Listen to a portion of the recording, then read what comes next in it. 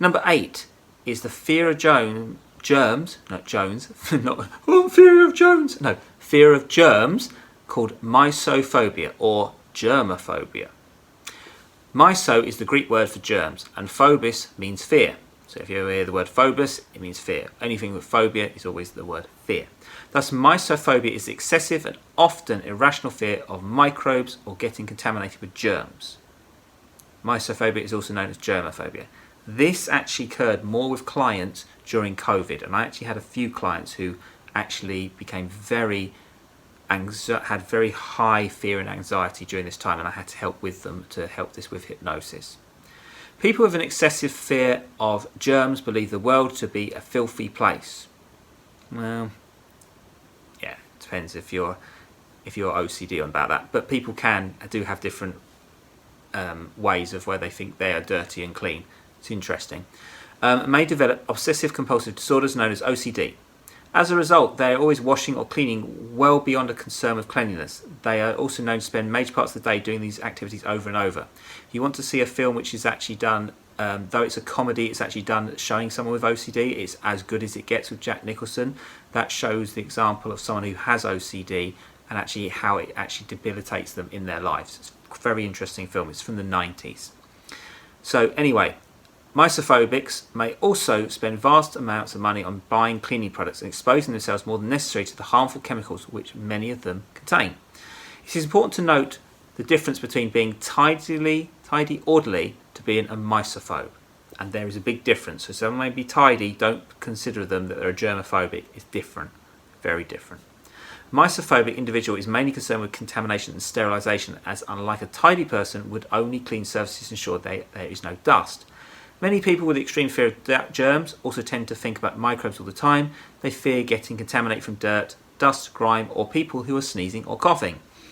The more of them often a mysophobe falls sick, the likely they are bound to believe they need to clean. This can severely impact one's daily functioning.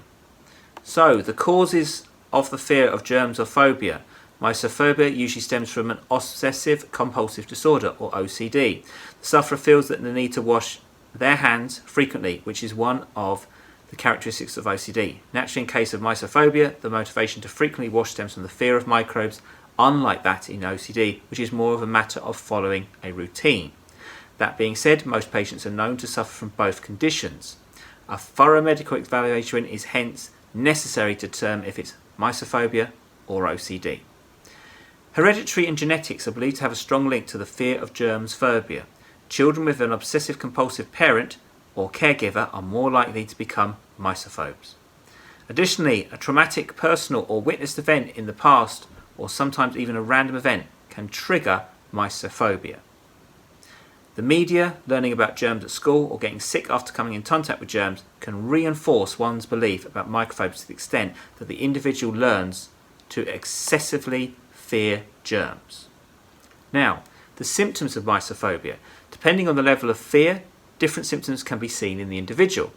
So physical symptoms of a panic attack, which is perceived to be the presence of germs such as shaking, dry mouth, sweating, nausea, rapid and irregular heartbeat, are seen in people suffering from the excessive fear of germs. So, washing frequently and excessively is a symptom of mysophobia. Refusing to use public bathrooms. Avoiding all kinds of social activities or places that include coming in contact with germic people or animals. Refusing to share personal items like combs, brushes, or food with anyone.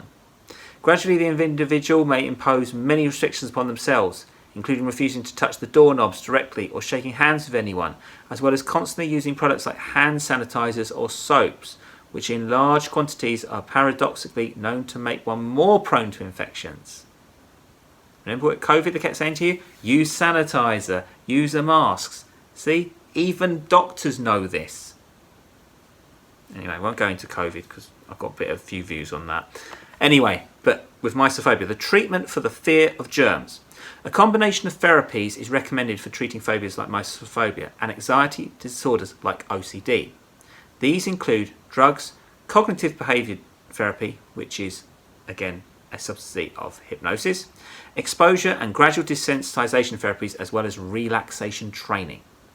Exposure therapy consists of helping the phobic relearn how to encounter germs gradually until they are able to refrain from washing their hands. The individuals also learn to focus on calming techniques and develop the ability to remain in a contaminated environment without having a panic attack.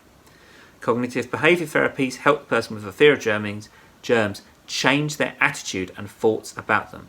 This involves writing down negative and positive thoughts such as, I fear I will die from germs, to germs are sometimes healthy and useful to us, and so on. These patients are then asked to decide on their beliefs that are healthier and useful to them.